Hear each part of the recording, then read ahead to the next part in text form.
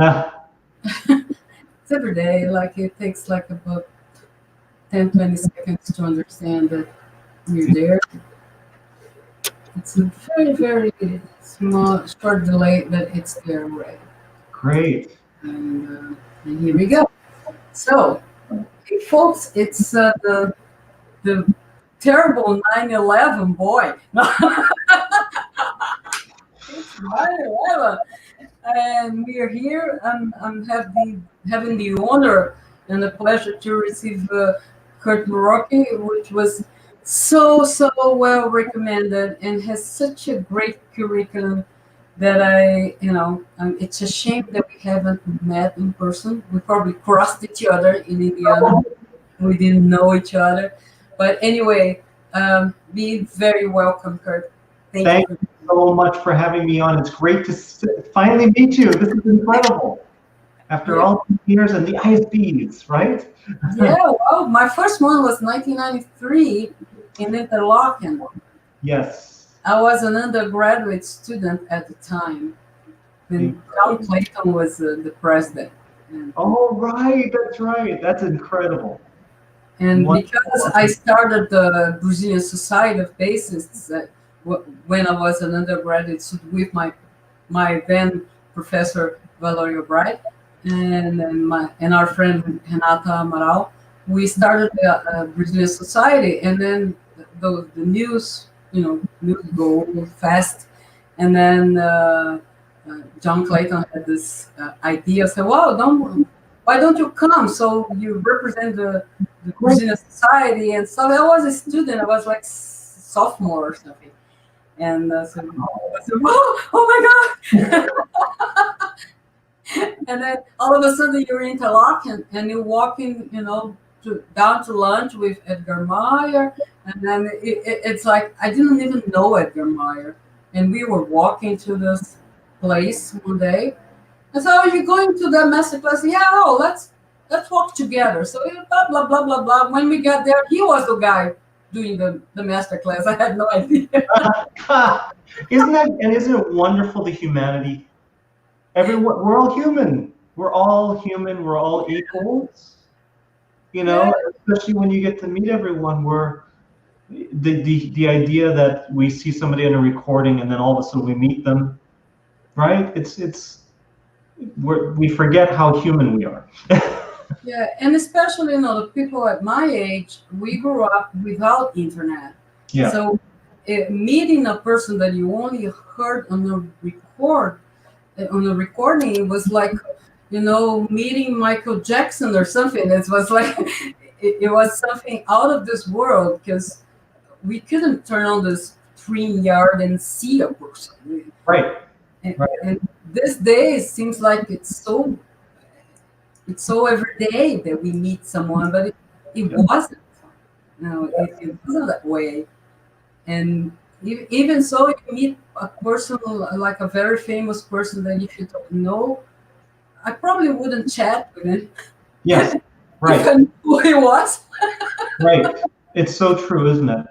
Yeah. I was the same, and it's very strange. And I remember, well, for me, listening to some of the great violinists growing up, and Itzhak Perlman, Isaac Stern, when I was young, and all these great, huge names, and then finally getting to meet them, and it's interesting. It's a weird feeling, and also hearing them play live. I think that's also quite interesting.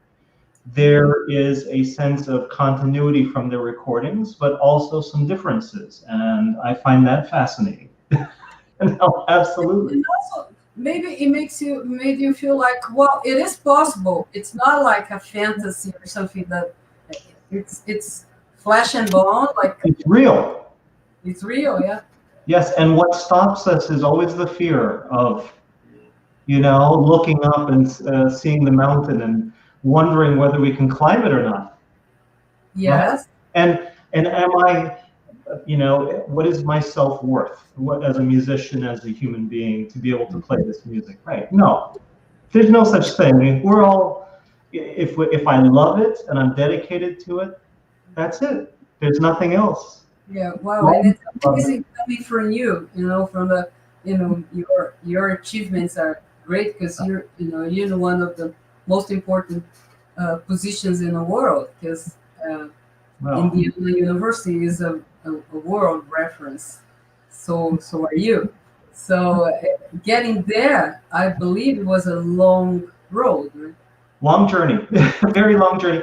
But even still, I never consider myself to be um, anything special, just human. Oh, So but it's been a very interesting journey, and for me, I probably wouldn't have made it if people hadn't told me that I couldn't make it, and I find that interesting. huh. Does it have any relationship with being from Hawaii, which is Sure, sure. Being from Hawaii and being feeling so separate from the culture. I think that's the thing, and the language of it. We had recordings, but nothing much, right? So the idea of, well, you're here on Maui, you should become a doctor, a lawyer, an engineer, right? Because how are you going to? Oh, hi. Because how are you going to make it? How are you going to, get to where you want to go? And I've always known that I loved it. And the more people told me I wouldn't make it, the more I decided, sure, of course I'm going to make it because this is what I want to do. uh-huh. You're Taurus or something? Well, I think it's really about being decisive. Uh-huh. That's all it is. I'm making a decision, and nothing's going to stop me. I think that's the key. And when you look at a lot of people throughout history that achieve their goals and achieve what they're doing, it's really that they make a decision that that's something that they love and that it's a decision and nothing's going to stop them from it because of the passion of it. And Yeah. and and for other people, it's a search, and they never really make the decision, but they end up there sometimes. So however you get there, it doesn't matter. It really doesn't. It's getting, It yeah. seemed like it was much more like deciding what I didn't want more than what I, you know. Yes, yes. Isn't that the case? Right. Because for a long time I wasn't sure, but I was just cutting off the things I didn't want. And when I looked and I said, wow, I'm doing what I want to do. That's like Michelangelo. That's how Michelangelo sculpted. Exactly. Getting rid of the excess. It's beautiful. Yeah. But it seems like every day I have something that I don't want to do anymore. Oh, Never stops. oh gosh, that's very true. But So Kurt, tell me how what the main theme of this meetings here is like how the big question: how are you coping with quarantine? quite well. There's always something positive to find in every situation, good and bad. The idea that I can spend time with my wife now Well, and that's good. my dog, who I love very much too. The fact that I actually almost feel closer with my students now in a way because I get to see where they live. I think that there's an intimacy to coronavirus that we didn't have before. And we value our human connections across the internet even more because we are so desperate for that connection. And I gave my first lesson a couple of weeks ago in person, my first in-person lesson. Oh, Yes, how did that go? I almost cried. I And bet. yeah, and I think it really makes the in-person communication even more special. I got to hang out with a person that I haven't seen since 1998. Just the other day, horn player that I played with in the New World Symphony, and she's teaching in Cincinnati, and we got to hang out. And I thought, my goodness, that's something that would have never happened. So there's always something positive, and everything negative goes away at some point. It can't sustain the things that weigh us down are never permanent, even though they feel that way. It's just like anger and fear are never permanent if we allow them to, if I acknowledge it and I allow it to process and I get through it.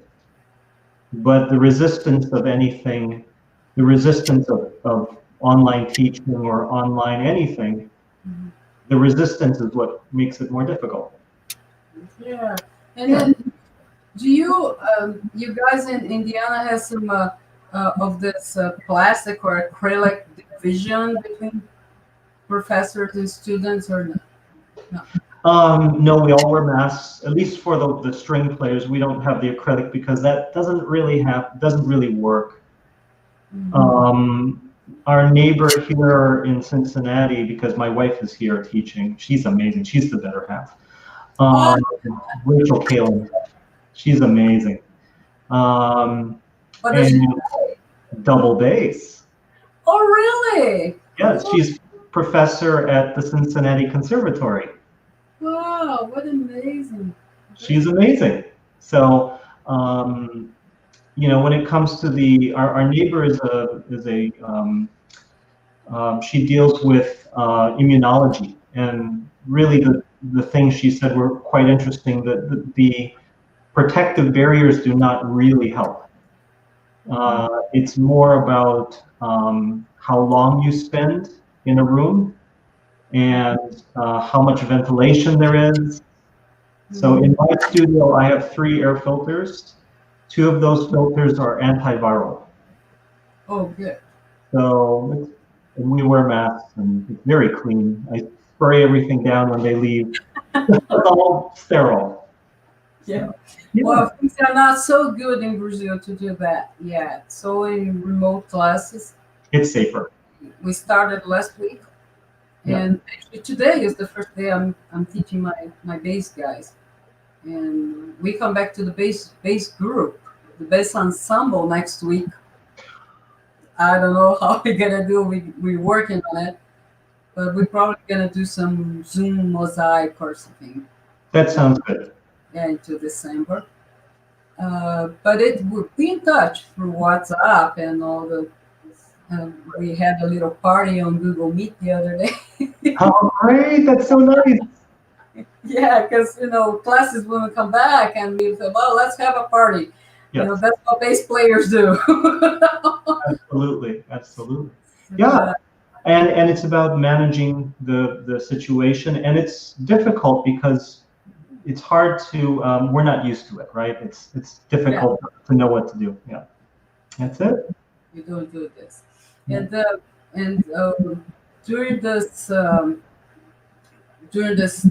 time, so you had any particular project like of recording or performing? Well, I know you have your back hurt and you're not doing that much, but I know if you're doing a few, you're doing a lot. I do have projects right now. Some of them, there's one I can't talk about yet, but it'll be amazing. It'll be very interesting. And I'm working slowly on a piece. Also, then I'm going to be collaborating with a composer. So I have to take it easy, but he's being very patient, which is great. So I'm excited about that. He wrote the piece and he'll be narrating, and I will be playing the bass part. So very excited about that. Brand new piece. I actually have this great composer from Hawaii, Peter Askin. Oh, Peter's great! I love Peter. I love Peter also.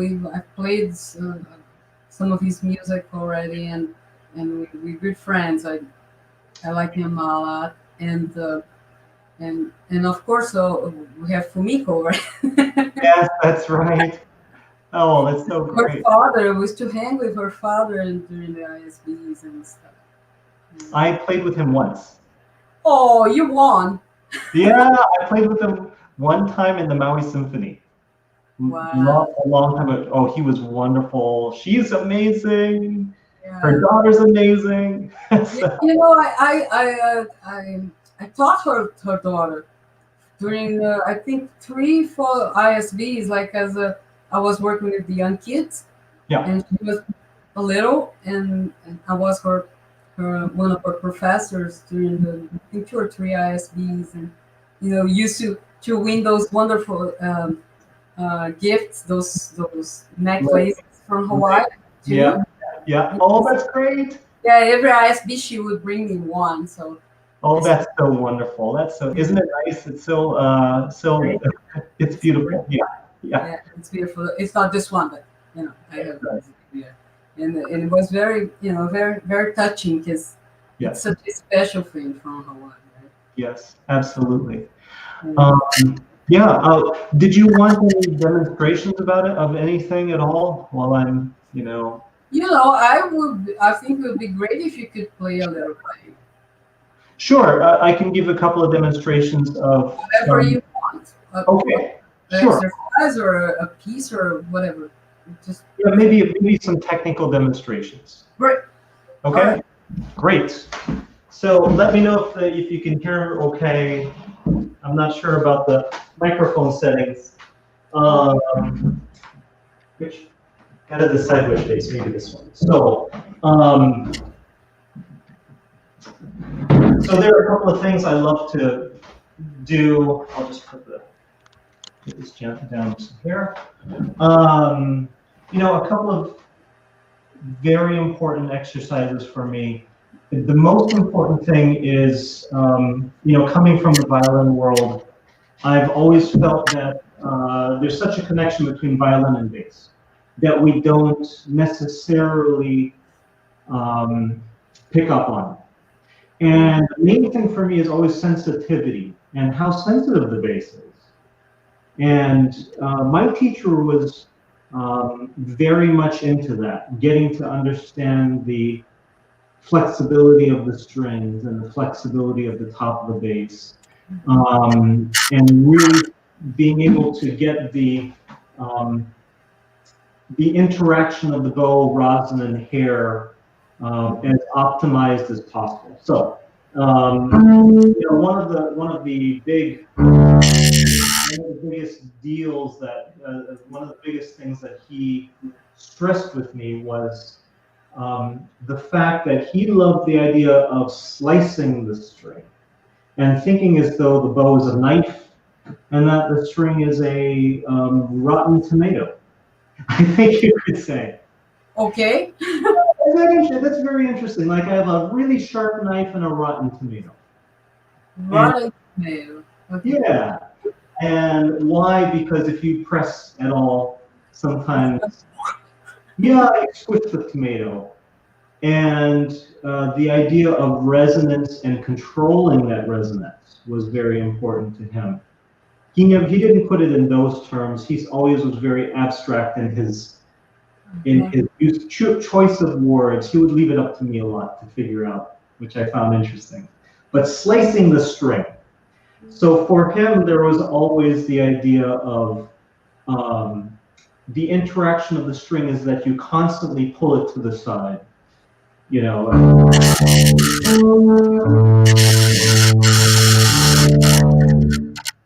So as much as, there is a lot of that involved with his technique. And I really hooked up with a lot of this technique that was really understanding the rubber band of the string. And a lot of people talk about this, the idea of wiggling the string, this whole, I'm going to really wiggle the string and then pull, okay? But I work it a very different way. Okay, I work in a very different way.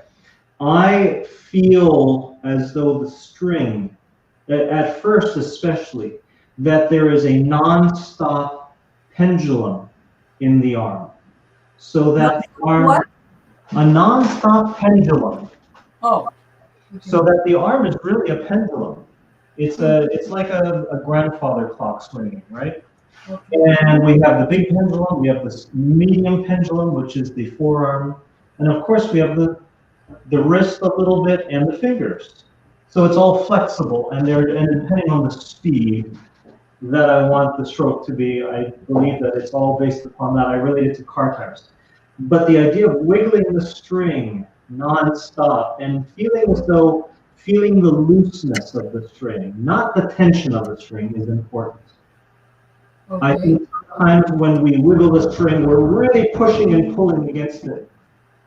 And I'm more of the type that likes to feel the flexibility of the string as being the main idea of the wiggle here.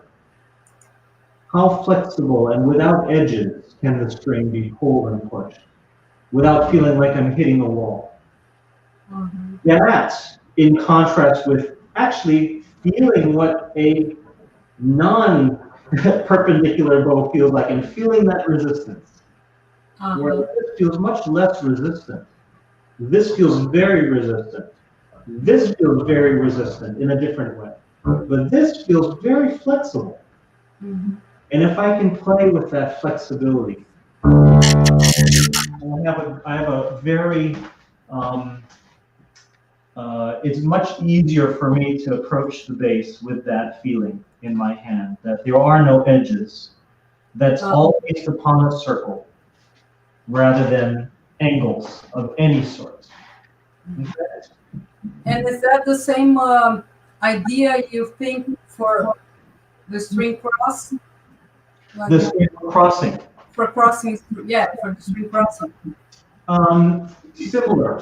So for me, string crossings are very interesting, I guess you could say, because people approach string crossings in different ways. Some people feel as though it's really all in the upper arm.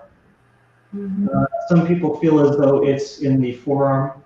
Some people feel as though it's in the fingers. Mm-hmm. I think it's all of the above. It's everything. It's what is going to be the most natural way to do it. The faster I want to play, the more I have to really make sure that I'm not throwing the weight out of the string. I'm not fighting gravity. It's always about using gravity, of course. So, yeah.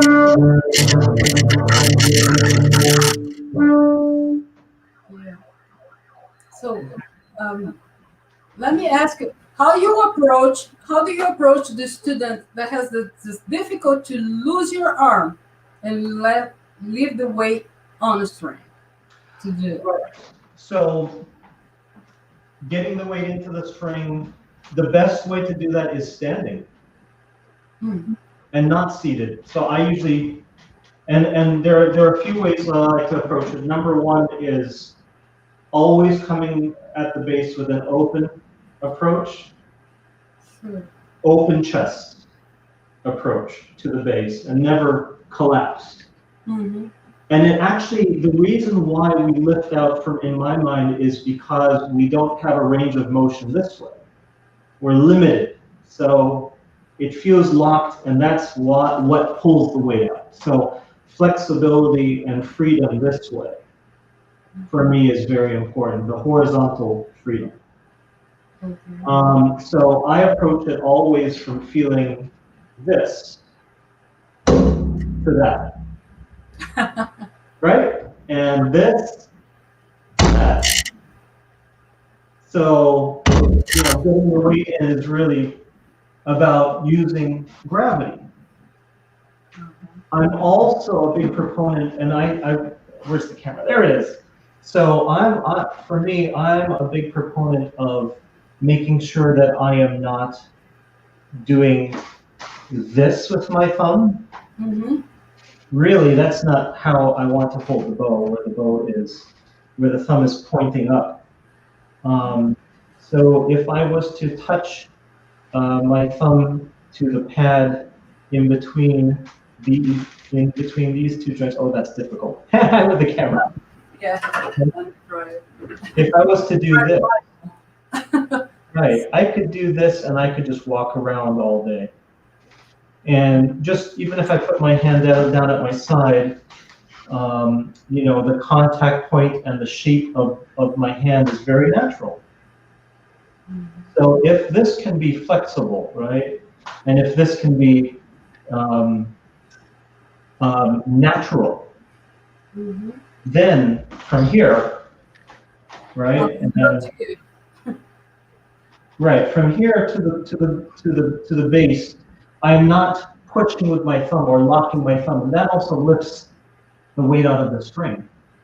So bow hold, hand shape, all of that is just natural, nothing artificial. I don't do anything artificial. I don't, and this is just me, I think everything's valid, but I don't do that. I don't put my first finger out to get more leverage. I'm a firm believer that the weight comes in the middle of the hand. Right here is where, this is where power is right on the middle finger. So I bring my weight in here. I don't put my weight here a lot. Okay. So it's strange to think of it that way. I also believe that balance is key. So like I'm holding a champagne glass. I love champagne. And balance this way between the thumb and the middle finger is very important. And bow crawl is very important for me. So that gives me the ability to be flexible. And also if I deliver the weight through the middle finger here,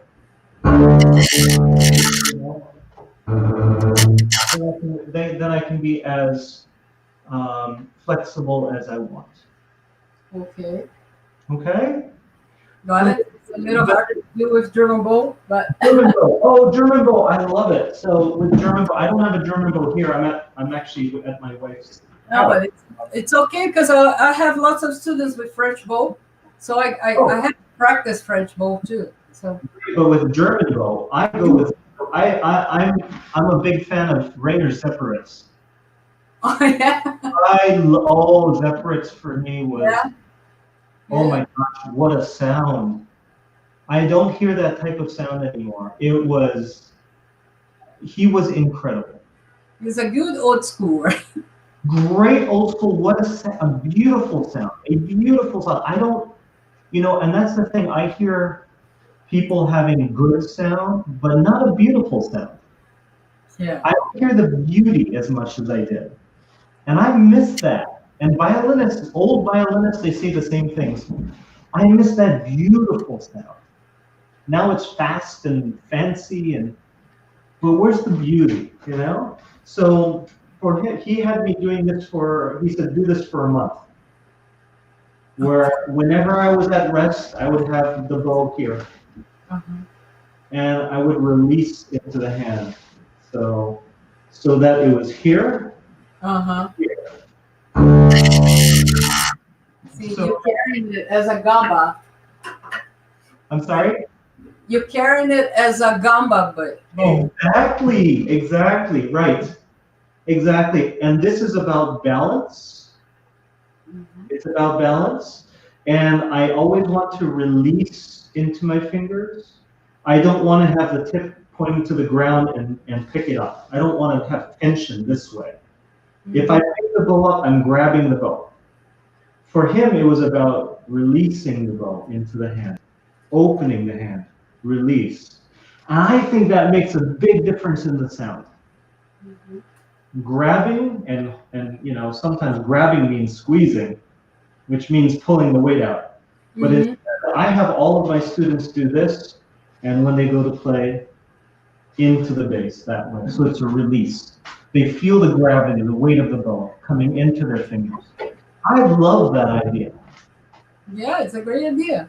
Yeah, and it's old school. I like it. When it comes to the human body, we are the same as we were 200 years ago. Yep. And there are certain things that are the same. I think everything is valid, and it's whatever matches the performer's idea of what is their sound and their creativity and their expression. I believe in that.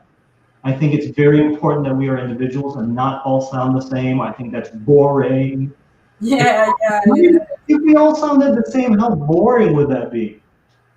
yeah. It would be boring, and everybody would like the same type of piece, the same composer, and it would be very boring. But tell me, what is this instrument that you have? It Oh, looks gold. yeah. So this is check out the F holes, right? Yeah, yeah. So this bass was made in 1665.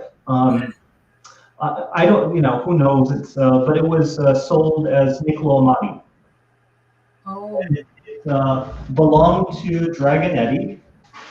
So if I take the camera, if I can, woohoo! you see the Dragon Eddy stamp.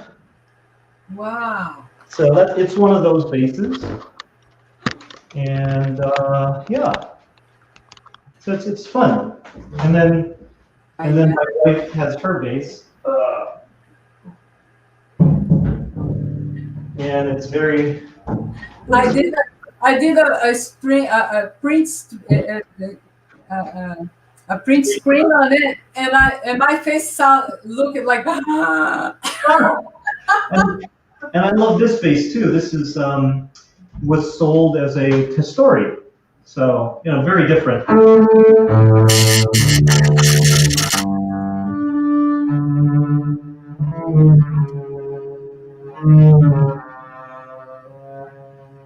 Oh, it's very soft. It's wonderful.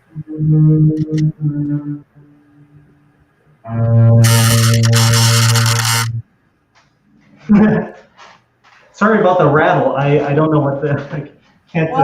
Well, there's no way of avoiding it 100%. It's fine. Yeah, I understand.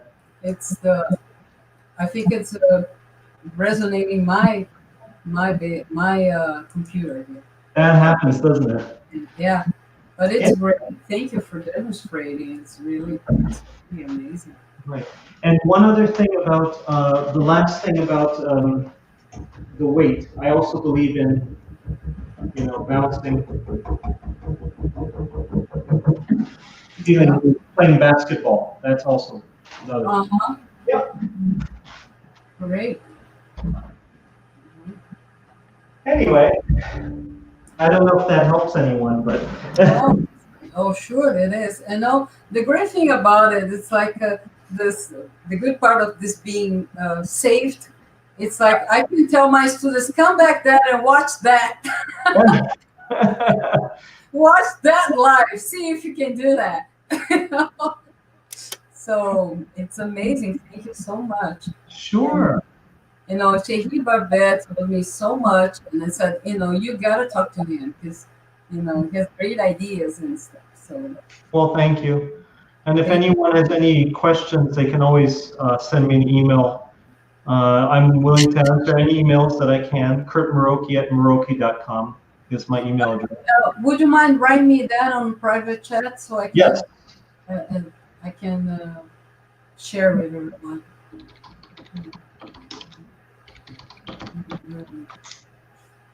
And if you have plans on attending ISB in Nebraska this year? It depends. I'm not sure if I can make it or not, but I believe I am 99.9%. Yes, actually, I am. Yeah. I should just answer yes because I am.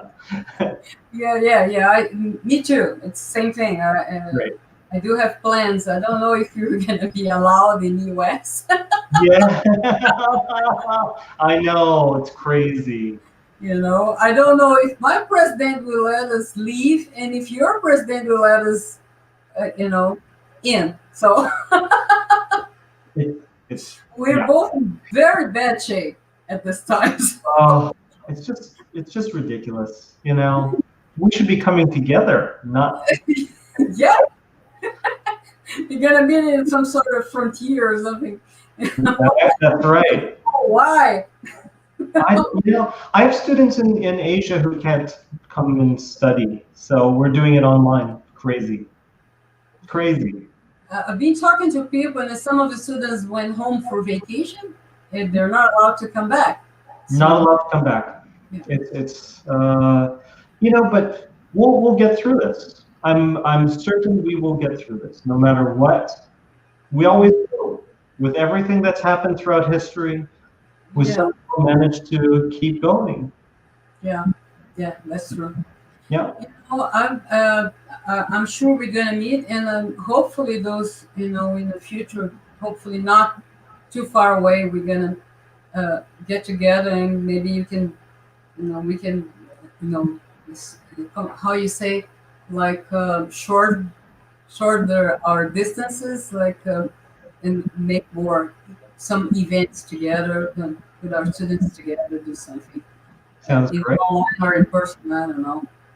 It's been a great pleasure meeting you.